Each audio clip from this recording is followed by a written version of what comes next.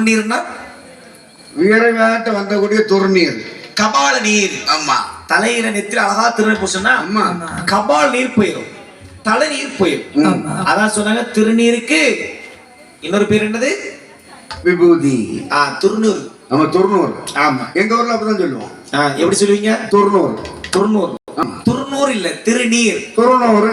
திருநீர். துர்நூறு. திருநீர். துர்நூறு. திருநீர். நிறுத்த முடியாது. ஆமா. திருவண்ணாபுரத்துல இறங்கி வசம்பு வாங்கி நாக்கில தேய்ச்சல் வர அப்படிப்பட்ட திருநீர். ஆமா. பூசினான் மாயாண்டி சொல்லை. ஆமா. கைவரை காப்பு 10 விரலுக்கு 10 விதமான மோதிரங்க. ஆமா. கழுத்துல மிகப்பெரிய சொர்ண மாலை. சரி. எல்லாம் போட்டாச்சு. பாக்குறான் தலையில ஒரு குல்லா. சரி. நான் போகிற போது வெளிச்சம் தெரியணுமே. ஆமா. ஆணை பந்தம் ஒரு கையில, அழுக்கு தடி மறுகையில், குத்து கத்து இடுப்புல. ஆமா. கால்கள்ல ஜலங்கை சலங்கை கட்டு. ஆமா. நான் போகும்போது தெரியணும்ல. ஆமா. சத்தம் வலிக்கணும். கழுத்துல மிகப்பெரிய மாலை. ஆமா. தமிழ்நாட்டுல ஒரு பழமொழி சொல்லுவாங்க, 1000 வண்டி பூமாலை, 1000 வண்டி பூமாலை, அரைக்கழுத்து மாலையா சுடலமான சுவாமிக்கு. ஆமா. 1000 வண்டி பூமாலை, அரைக்கழுத்து மாலை. ஆமா. சுடலை புறப்படுவான் பார்க்கிறான். ஆமா. நான் சுடலை. ஆமா. நாம் இப்படி போனா யாரும் மதிக்க மாட்டான், நடந்து போக முடியாது. வெள்ள குதிரை வேண்டும் என்றான். அந்த நேரத்தில் வெள்ள குதிரை வருது. சரி. அந்த வெள்ள குதிரை ஏறினான். வெள்ளை நல்ல குதிரையிலே விரைந்து அவன் புறப்படுவான். வெள்ளை நல்ல குதிரையிலே விரைந்து அவன் புறப்படுவான். கைலாயம் மலையை விட்டு காண்டூப சொல்லை விட்டு, கைலாயம் மலையை விட்டு காண்டூப சொல்லை விட்டு, ஆனை பந்து தான் எடுத்து அதனை வீழி ஆடி வாரான். ஆனை பந்து தான் எடுத்து அதனை வீழி ஆடுவான். குதிரை பந்தாரானே 5 மணி வல்லையமும் அறையோடு சல்லடமும், 5 மணி வல்லையமும் அறையோடு சல்லடமும், மையான பூமி நோக்கி மாயாண்டி வாரானே. மையான பூமி நோக்கி மாயாண்டி வாரானே. வெள்ளை மணி சுடுகாட்டி தீரந்த மாயாண்டி உரை விட்டு தான் இறங்கி புனமுடைய மாட சுவாமி, உரை விட்டு தான் இறங்கி புனையுடைய மாட சுவாமி, வேலையும் தான் அடக்கி பேரு பெற்ற மாட சுவாமி, வேலையும் தான் நடக்கும் பேரு பெற்ற சுடலை மாட, வினவிருந்து வேகும் போது பேரு பெற்ற மாயாண்டி, வினவிருந்து வேகும் போது பேரு பெற்ற மாயாண்டி, வல்லையத்தால் குத்துவான வளமையுடைய சுடலை மாட, வல்லையத்தால் குத்துவான வளமையுடைய சுடலை மாட, வினவிடத்து புசிப்பானம் பேரு பெற்ற மாட சுவாமி.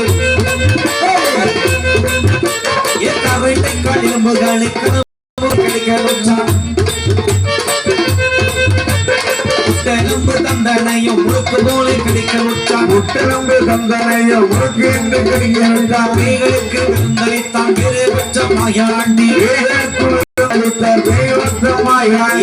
வேட்டி ஆடி விட்டு பெண்மை உள்ள சுனை மாட,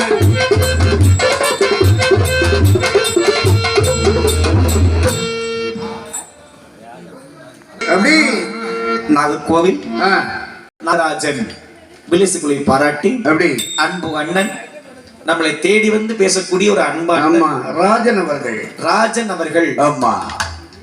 இந்த வர்க்கலில் வந்த நான் முதலாக இங்க அவர் இருக்கிறாங்க. அவங்க ஒன்று, ஆமா தாத்தா ஒன்று. அடுத்தபடியாக இந்த வர்க்கலையில நிறைய நண்பர்கள் அன்பர்கள் கிடைத்தாங்க. நம்முடைய வில்லுப்பாட்டு மூலமாக நிறைய அன்பர்கள் அவர்களை பெந்துக்கள் கூட சொல்லலாம். ஒரு மாதத்துக்கு ஒரு தடவை கால் பண்ணி பேசுவாங்க. எனக்கு யாருன்னே தெரியாது. போன 2024 நாகர்கோவில் மணிமேட ஜங்ஷன்ல வச்சு ஒருத்தர் பேசினார். நீங்க வர்க்கலையில கிராமத்தோட வந்ததுண்டு, எனக்கு அங்கதான் நேட்டிவ் வந்தாங்க, பேசினாங்க, போனாங்க. அவங்க பேர் நான் கேட்கல, என் பேர் அவங்களுக்கு தெரியும். அப்படி இந்த வர்க்கலையில் தாயார் முத்துமாரி திருவிழா நமக்கு அப்படி ஒரு சொந்தமாக அண்ணனாக ராஜன் அவர்கள் நமக்கு 200 ரூபாய் 200 லட்சமாக 200 கோடியாக துள்ளார்கள். அண்ணார் அவர்கள் இப்பொழுது பாடக்கூடிய மாட சுவாமி திருவேருளாள் மகிழ்ந்தவர்கள் வாழ வேண்டும். மாட சுவாமி திருவேருளாள் மகிழ்ந்தவர்கள் வாழ வேண்டும்.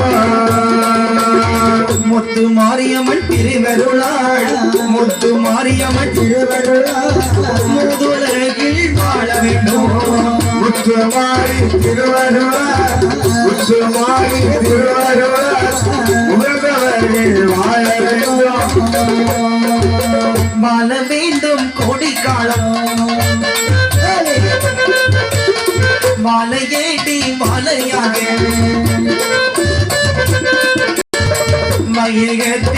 மையகத்தில் வாழ வேண்டும் வளங்கொழித்து வாழ வேண்டும் வையகத்தில் வாழ வேண்டும் வையகத்தில் வாழ வேண்டும் வனம் குறித்து வாழ வேண்டும்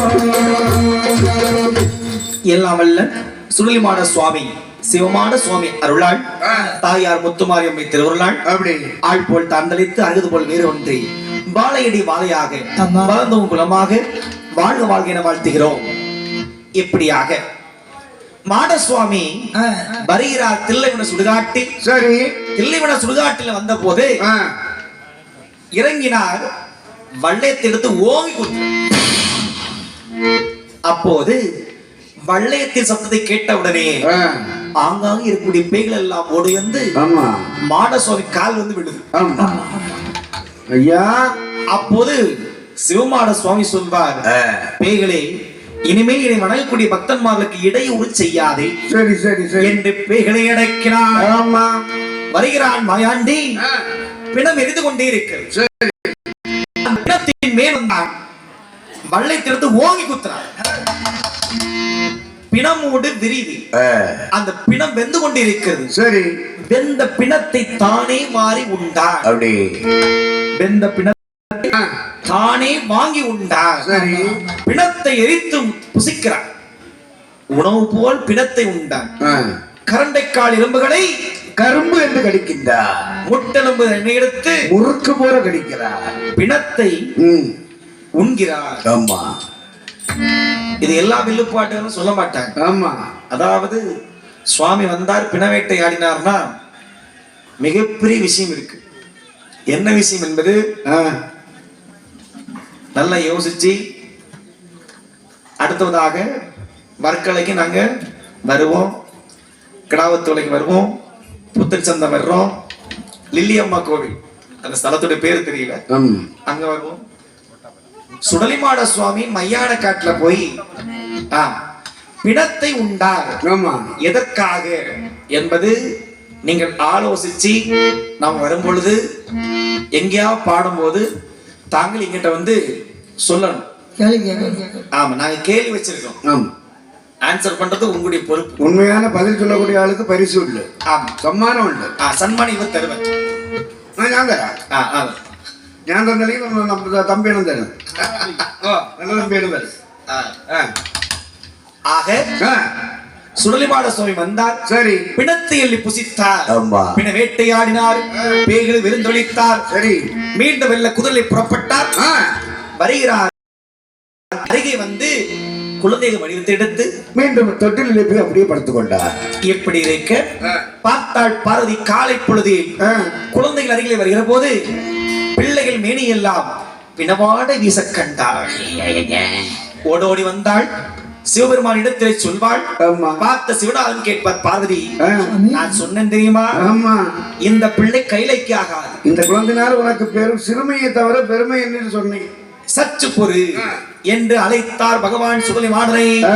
வந்தான் சுடலை முண்ட சுவாமியோடு பேச்சு அம்முடு வந்து நின்றான். பார்த்தார் சிவநாதனை. ஆண்டவன் சிவபெருமானை வணங்கி நின்றான் மாட சுவாமி. அணிந்தவா கண்டோ கொழும்பிலாசா சதங்கையாடும் பாதவினோதா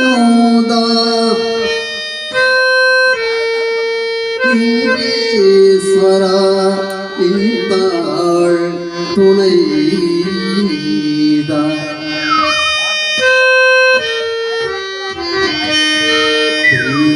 அம்பல நடராஜா செருமை நாதனே பரமேசா. அம்பல நடராஜா செருமை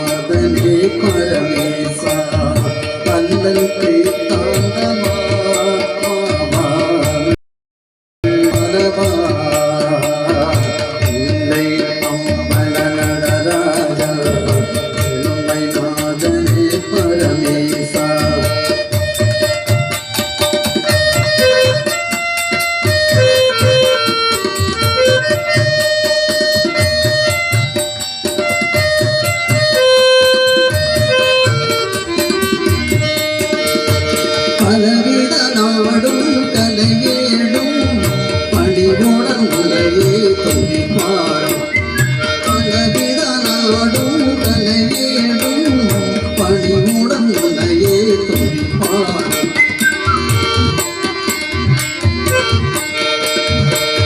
கலையலங்கார பாண்டிய ராணி நேசா கலையலங்கார பாண்டிய ராணி நேசா மலையின் வாசா மண்டபடியானவா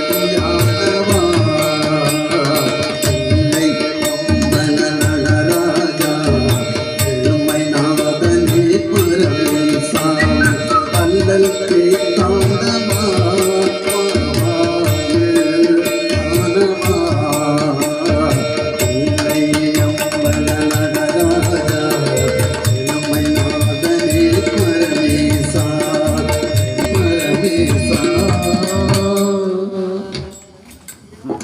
ஈஸ்வரனா சிவபெருமான் ஆமா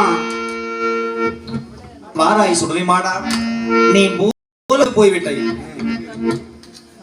ஆகையினால் தில்லைவன சுடுகாட்டிலே சென்று பிணத்தை நீ உண்டு விட்டாய் ஆமா பிணத்தை புசித்தாய் ஆ, ஆகையினால் மாணி கைலத்தில் இருந்தால் ஆகாது உனக்கு இடம் இல்லை நீ பூலோகம் போவா ஆமா என்று சொல்லவும் பார்த்தான் சுடலை ஆ, அப்படியானால் என்ன நான் பூலோகம் போக வேண்டுமானால் எனக்கு வரங்களை தாருங்கள் அப்படி ஆகட்டும் என்று ஆண்டவர் வரம் கொடுத்தார் ஆ, என்ன வரம் கொடுத்தார் வாருங்கள் எப்படி அவனை சொல்லி என்ன? உனக்கு வரம் தருகிறேன் சொல்லுங்க. வெல்ல வரம் வெல்ல வரம் கொண்ட பூஜை வாங்க வரம் உள்ள வரும் வெள்ள வரும் உண்ட பூஜை வாங்க வரும் மண்ணுலக வாழதிலே மகிழ்ந்து பூஜை வரம் உடந்தே உலோகமானதிலே போயிருப்பாய் சுடலை கண்ணு உலோகமானதிலே போயிருப்பாய் சுடர்களே. மறைகளெல்லாம் வாங்கி விட்டு வாராணி சுடலை மாடல் காசு நல்ல பதியதே வந்து நின்று காசி மனிதனிலே கட்டுடனே வந்து நின்று காசி விஸ்வநாதனையும் விசாலாட்சி தேவியையும் அடிவணங்கி சேவை செய்து அழகு அடிமையுக்கு சேவை செய்து அழகுடனே மாறாடி 1008 சிவதலங்கள் 108 திருப்பதியும் 1008 சிவத்தலங்கள் 108 திருப்பதியும் அடிவணங்கி பாராடி எங்கள் ஆனழகன் சொல்லி மாடல் அந்த முன்ன சுவாமி தன்னுடனே ஏச்சியம்மை தன்னுடனே உலோகமானதீரே பூசை கொள்ள வாராடே சிவள பேரி ஸ்தலமதியில சிவள பேரி ஸ்தலமதியில சிவப்புடனே பூஜை வாங்கி இவளை பேரு ஜலமாதி இவளை பேரு ஜலமாதி சிவப்புடானே பூஜை வாங்கி கொல்லவரம் வெல்லவரம் துஷ்ட சக்திகளை கொல்லவரம் ஆமா வெல்லவரம் ம். மந்திர சக்திகளை வெல்லவரம் சரி. பூலகத்தில் மந்திரவாதிகளை மதமடக்கி கொல்லவரம் அப்படி தந்திரவாதிகளை தானே அழிக்க வந்தேன் சரி. என்று சொல்லவும் சுடலைமாட சுவாமி சிவமாடன் கேட்பார் ஆ. தட்டுமாறி 8 திக்கும் தாடாழ்வான் பூஜை கொள்ள வர வேண்டும் சுவாமி அப்படி என்றால் இந்த பாரத நாட்டுல பல்வேறு இன மொழி மத ஜாதி மக்கள் இருக்கிறாங்க எல்லோரிடத்திலும் எல்லா மதத்திலும் எல்லா ஜாதியிலும் நான் சென்று பூஜை வாங்க வேண்டும் என்று சொல்லவும் ஆண்டர் தந்தேன் என்று சொன்னார் சரி கைலாய் மாமலை சுற்றி சேவை செய்து ஆ. அங்கிருந்து புறப்பட்டு காண்ரூப சோலை விட்டு காசியம் பதிலே வந்து நின்று காசி விஸ்வநாதரையும் விசாலாட்சியம்மையும் அடிவணங்கி சேவை செய்துவிட்டு 1008 சிவதலங்கள் 108 திருப்பதிகள் எல்லாம் கண்டு தரிசித்து விட்டு ஆ. வருகிறார் தென்னாட்டிலே வருகிறார் சரி தென்னாட்டில் வருகிற போது அங்கு இருக்கிறதாம் திருநெல்வேலி சீமை அருகிலே சீவளப்பெரி என்று சொல்லக்கூடிய ஸ்தலம் சரி எல்லா கோவிலும் சுள்ளிமாட சுவாமிக்கு ஆ. அருவாள் 5 மணி வல்லையும் இருக்கும் ஆமா அந்த அங்க இருக்கக்கூடிய கோவில்ல சுடலிமாட சுவாமிக்கு திரிசூலம் வச்சிருப்பார் ஆமா சுடலிமாட சுவாமி கோவில்ல ஆ. வினோதமான கோவில் விசித்திரமான கோவில் ம். சீவளப்பேரி சுடலிமாட சுவாமி கோவில் அப்படி அந்த சீவள பெரியிலே ஆமாம் பூஜை வாங்கிவிட்டு அங்கிருந்து புறப்பட்டு வருகிறார் மேற்கு நோக்கி வெளிநடந்து கொட்டாரக்கரை குமரி பகவதியர் வாசலி வந்து நின்று அடைக்கலம் தேடினார். பார்த்தாள் நம்பியனை அடைத்தாள். பார்த்தாள் பகவதியாள் பாராய் சுருளைக்கண் என்று வரவழைத்து அந்த மாயாண்டி சுருளைக்கு வரம் கொடுத்தாள் பகவதி அம்பிகை. அப்பா மகனே, என்னுடைய இடத்தில் 7 கிடார திரிவேங்கள் இருக்கிறது. சரி, அந்த திரிவேங்களை காவல் செய்து வருவாய் என்று சொல்லவும் மாயாண்டி சொல்வான், எப்படி அம்மா எனக்கு வேண்டிய படைப்பு பூஜைகள் கொடை தர வேண்டும். ஆமா, ஆகட்டும் நான் தருகிறேன் என்றார். பகவதி அம்மா சொன்னா, எனக்கு முன் பூஜை உனக்கு பின் பூஜை. சரிம்மா, வாங்கி கொண்டு வாழ்கிறேன் என்று சொல்லவும் ஆகட்டும் என்று மாயாண்டி சுரை அங்கே கொழுவிருந்தான். எப்படி இருக்க நாட்டு கழிகிறது. ஒரு நாள் தினத்தில் ஒரு சீமை, அந்த சீமையை பார்த்தால் நந்தம் புனலூர் என்று சொல்லக்கூடிய ஒரு இடம். சரி, அங்கே வாழ்ந்திருக்கிறார்கள் மந்திரவாதிகள். அந்த மந்திரவாதி சீமையில ஒருத்தர் இருக்கிறார், தலைவன் காளிப்புலையன். அதாவது புலையன்மார்கள் வாழ்ந்திருக்கக்கூடிய சமுதாயத்தில் அங்கே வாழ்ந்திருந்தான் காளி பெரும்புலையன். 500 புலையனுக்கும் அஷ்டகாளி பெரும்புலையன், 400 புலையனுக்கும் நரைத்த காளி பெரும்புலையன். ஆமாம், மந்திரவாதத்தை தொழிலாக கொண்டு செய்து வருகிறான் இந்த காளிப்புலையன். அவருடைய பருவ வயதில் ஒரு பெண்ணை மணமுடித்தான். பெண்ணை விவாகம் செய்தான். கணவனும் மனைவி வாழ்ந்திருந்தார்கள். குழந்தை இல்லாமல் அவதிப்படவும் பார்த்தாள் இந்த காளிப்புலையனின் பாரியான பெண்ணாள் கணவனிடத்தில் அழுத முறையிட்டான். அப்படி இருக்கவும் பார்த்தான் காளிப்புலையன். வீட்டை விட்டு வெளியே வந்தான். ஆல் மரத்தின் ஒரு ஆலமரத்தின் அடியில படுத்திருந்தான். சரி, அப்போது ஒரு ஆறு ஓடியது. அந்த ஆற்றுக்கு அடுத்த பக்கத்துல பல ஸ்திரீகள் ஒன்றிணைந்து அவ்வையார் விரதம் செய்வார்கள். சரி, அவ்வையார் விரதம் இருக்கும் பொழுது மாவாள் பிள்ளையாரை பிடித்து வந்து பூஜை செய்வாங்க.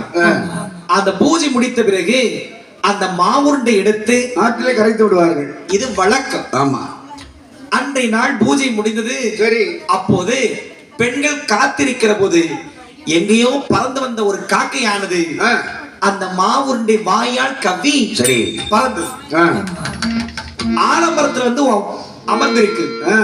மாவுருண்டை திங்க வேண்டும் என்று வாயை திறந்த போது அந்த மாவுருண்டை கீழே விழுந்தது. சரி, புலையன் மடியில வந்து விழுந்து எடுத்தான் காளிப்புலையன். மந்திரத்தால் உச்சரித்தான். அதில் மந்திரத்தை புகட்டி தன்னுடைய பாரி கையிலே கொடுத்தான். சரி, வாங்கி உண்டான். வாங்கி உண்ட சமயத்தில் அவளுடைய வயிற்றில் மாய கர்ப்பம் தரித்தது. 10 மாதம் கழிந்தது. அழகான ஒரு பெண் கொச்சை பெற்றெடுத்தார். சரி, அந்த குழந்தை மாவை தின்று பிறந்த காரணத்தினால் தன்னுடைய குலதெய்வம் இஷ்ட தெய்வம் இசக்கியம்மை ஆகினால் மா கூட்டல் இசக்கி மாவிசக்கி என்று பெயர் வைத்தார்கள். பெயர் வைத்த போதே நாட்கள் கழிந்தது. சரி, வளர்ந்து அழகான யவனம் உள்ள ஸ்திரீயாக இருக்கிறார். புலையன் பார்த்தான், நமது மகளுக்கு சொர்ணத்தை சேர்க்க வேண்டுமே, வஸ்துகளை சேர்க்க வேண்டும் என்று மந்திரத்தால் ஆராய்ந்து சுள்ளிமாட சுவாமி காவல் இருக்கக்கூடிய 7 கிடார திரிவத்தை கண்டான். சுள்ளிமாட சுவாமி வேட்டைக்கு போகிற நேரத்தில் பேய்களை அனுப்பினான். பேய்களும் பூதங்களும் வருகிறது. சரி, யாருமே இல்லாத தருணத்தில், காவல் இருக்க முடியாத தருணத்தில் அந்த 7 கிடார திரிவத்தை திருடி சென்று விட்டது. திருடி புலையன் கையில் கொடுத்தது. புலையன் சேகரித்து வைத்தான் அந்த செல்வங்களை, திரவியங்களை, வஸ்துக்களை. இப்படி இருக்க வேட்டைக்கு போயிருந்த சுவாமி வந்து பார்க்கிறார். திரவியத்தை காணவில்லை. குமரி பகவதி இடத்திலே கேட்கவும் அம்மா சொன்னா, என்ன அப்பா வேண்டாம் வேண்டாம் விட்டுவிடு. ஏன் அம்மா? சுள்ளிமாட சுவாமி விட்ட பாடில்லை. இல்லை இல்லை, யார் வந்து திருடி போனார்கள் எனக்கு தெரியணும்ல. அப்போது அம்மை சொல்வாள், என்ன காளிப்புலையன் என்றொருவன் மந்திரவாதத்திலே உயர்ந்தவன், அவன் திருடி போய் விட்டான். ஆகையினால் நீ விட்டுவிடப்பா என்ற போது அம்மா மாட சுவாமி சொல்கிறாரா, இன்றைக்கு என்ன கிழமை? வெள்ளிக்கிழமை வெள்ளியோடு வெள்ளி 8 நாளைக்குள்ளாக அவன் கருவளித்து வருகின்றேன், வாழ்த்து விடை கொடு, வள்ளையத்தினை கையை கொடு. பார்த்தாள் பகவதியாள். ஆமா, ஓய்வா என்று பொற்பிரம்பை கை கொடுத்தாள். சரி, வாங்கினான் மாயாண்டி சுடனை. ஆமா, வருகிறான் திருநந்தாபுரத்திலே வருகிறாள்.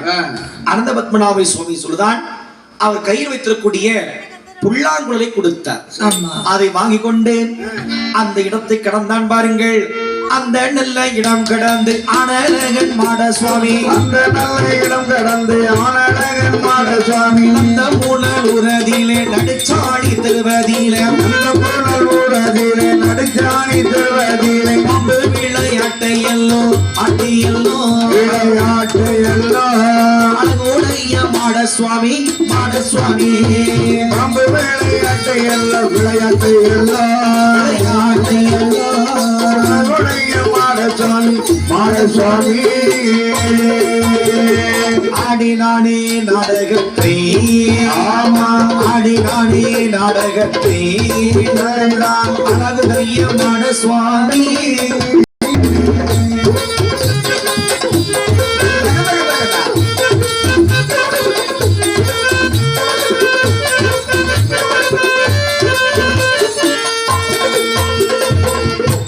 இப்படியாக அங்கிருந்து வழிகடந்தவன் அந்த புல்லாங்குழலை மகுடியாக மாற்றி, ஆமா, பாம்புகளை அடைத்துக் கொண்டு, சரி, நந்த புனலூரில் நடுத்தில் வந்து நின்று பாம்பு விளையாட்டை காட்டுகிறானா.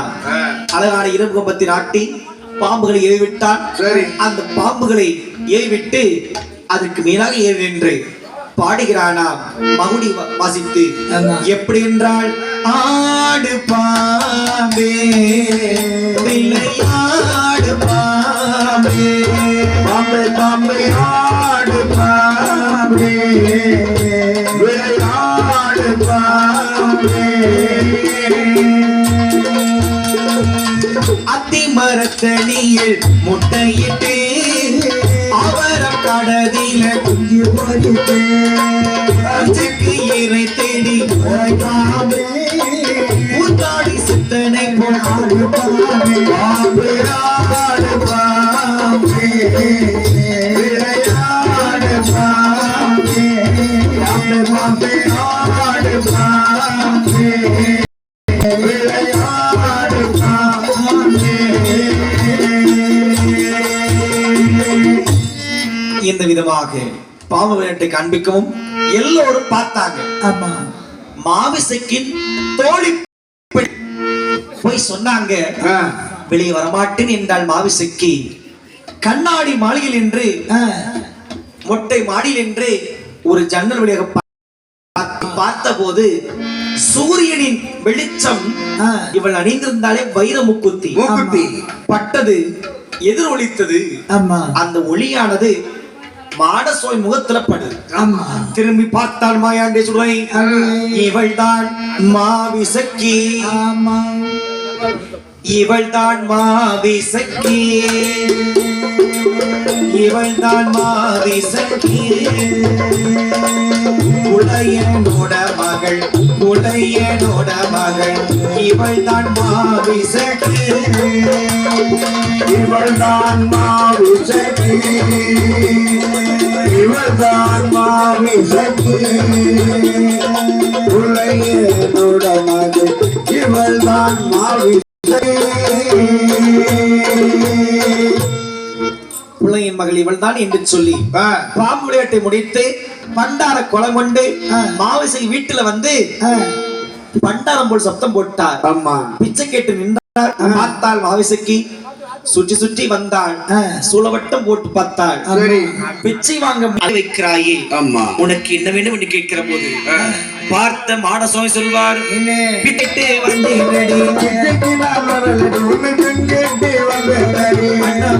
வரவில்லையே, ஆளனாக வந்தேனடி, வாங்க வரலையே, நீ வரலையே, உலகி ஆடனாக வந்தேனடி, உலகி ஆடனாக வந்தேனடி, வந்தேனடி. பெண்ணை மாவிசைக்கு அன்னம் வாங்க வரவில்லை, ஆமா உனக்கு ஆளனாக வந்திருக்கிறேன். உண்மை அடிமைப்படுத்துவதற்காக வந்திருக்கின்றேன். பார்த்தாள் மாவசைக்கு. அடிக்கலிட்டு பண்டாருமே, நான் யார் தெரியுமா? காளி பெரும்புலையின் மகன் நான் தான். பார்த்தாள் சுடலைமாட சுவாமி என்ன சொல்லுகின்ற பல்வேறு வார்த்தைகளை பேசுகிற போது மாவசை கோபம் கொண்டாள். கிரட்டு பண்டனை வெளியே போய் என்று சொன்னார். பார்த்தாள் சுடலை கோபம் கொண்டாள். என்னை பார்த்து வாடா போடா என்று வசையாக பேசிய காரணத்தினால் இன்றிலிருந்து 8 நாளைக்குள் திட்டம் உன்னை கற்பழித்து உன்னை கருவறுப்பேன் என்று சாபத்திட்டு சுடலைமாட சுவாமி மறைந்தார். ஆமா புனைந்தத்தில மாவசை சொன்னான். அம்மா கண்ணாடி மாளிகையில் காளி பெரும்புலச்சி அறியாமல் பெரும்புலையன் மாவசைக்கு பாதுகாத்து வைத்தார். பார்த்தான் மாயாண்டி சொல்லை எறும்போல் வடிவத்தெடுத்து உள்ளே புகுந்து அவள் அலங்கோலப்படுத்தினார். நினைத்த காரியத்தை முடித்தார். அந்த நேரத்தில் மறுநாள் காலையில் பார்த்தான் புலையன் மயில போட்டு பார்க்கிறான். மாடசுவாமி அகப்படவில்லை. இப்படி இருக்க மறுநாள் தினத்தில் மாடசுவாமி காக்காட்சி வான்மலையில் அங்க இருக்கக்கூடிய பழியன்மார்கள் சரி பயிர்களை செய்திருந்தார்கள், பயிர்களை வளர்த்தார்கள். பார்த்தார் சுடலைமாட சுவாமி ஆணை போல் வைத்தெடுத்து அந்த பயிர்களை அழித்தார். ஈவிளக்கு வேண்டும் என்று சொல்லி சரி பழியன்மார்கள் புலையினிடத்துல வரவும் புலையன் வந்து மந்திரவாதத்தால் பார்க்கிறான். சுடலைமாட சுவாமி அட்டகாசம் இருக்கிறது என்று சொல்லி ஈவிளக்கு வேண்டுமானால் இங்கே மாடசுவாமி வந்து சொல்வார். அதாவது என்ன 7 பரன் போட வேண்டும். சரி 7 பரலும் ஒவ்வொரு பொருளை வைக்க வேண்டும். 7வது பரலில் நிறைமாத சூழியை வெளி கொடுக்க வேண்டும். 10 மாசம் பார்த்தான் பெரும்புலையன். நான் பெரும்புலையன், நானும் மந்திரவாத எங்கே போவேன் நிறைமாத சூழியை. அப்போது சுடலை சொல்வார், உன் மகள் இருக்கிறாளே மாவிசைக்கு, அவள் தான் நிறைமாத சூழி. நான் தான் வந்தேன், நான் தான் அலங்கோலப்படுத்தினேன் என்று சொல்லவும் அந்த நேரத்தில் ஆகட்டும் என்று சம்மதித்தான். படினமாறு அதே போலவே பரனை அமைத்தார்கள். மாவிசைக்கு வரவழைத்தான். பெரும்புலையன் வரமாட்டேன் மறுத்தாள். பசியமை எடுத்து தலையில தடவினாங்க. உடனே வந்தாள். பரனை ஏற்றினாள், கைகால் கெட்டினாள். அவள் வயிற்று கத்தி கொண்டு கிழித்தாள். மாவோடு கொடியோடு மாவோடு கொடியோடு மாயாண்டி சொல்லைக்குதான் மாவாண்டு சொல்லுகிறான், வெளி கொடுத்தான் சொல்லைக்குதான் வீரமுள்ள புலையனவள் வீரமுள்ள புலையனவன்.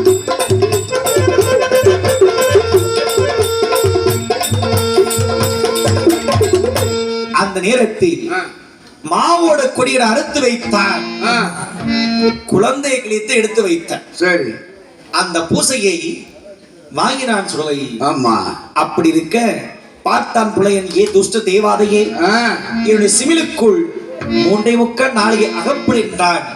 அடைப்பட்டான் மாயாண்டி சொல்லை. சரி ஈவிளக்கு விட்டு அந்த இடத்தை கடந்து அந்த சிமிலை நீலகண்ட ஆறு அந்த ஆற்றிலை கொண்டு தாழ்த்தினார். சரி சிமில் வந்துகிட்டே இருக்கு. சிமில் வரைகிற போது அடுத்த கரையில அடுத்த ஸ்தலத்தில் காளிப்புலையின் பாரியான காளிப்புலச்சி செப்பு கொடுத்து தண்ணீர் கோரினார். சரி தண்ணீர் கோரும் போது அந்த சிமிலானது குளத்துக்குள்ளாலே போனார். குளத்துக்குள் அகப்பட்டு வீட்டுல கொண்டு வச்சா 3.25 நாளைக்கு கழிந்தது. அந்த சமயம் கழியவும் சிமில் வெடித்தது. சிவமான சுவாமி வெளியே வந்தார். காளி புலையனையும் புலச்சியும் அடித்து கொண்டார். மந்திரவாதி கருவறுத்தார். திரவியத்தை மீட்டு வந்து கொட்டாரக்கரை குமரி பகுதியில் வாசல் வைத்துவிட்டு மாடசுவாமி அங்கிருந்து வரகளை வாங்கிவிட்டு கைலாய பூஜை வாங்கிவிட்டு பூலோகத்தில் வர வேண்டும் என்று எண்ணம் கொண்டு வீச்சிருந்தார்.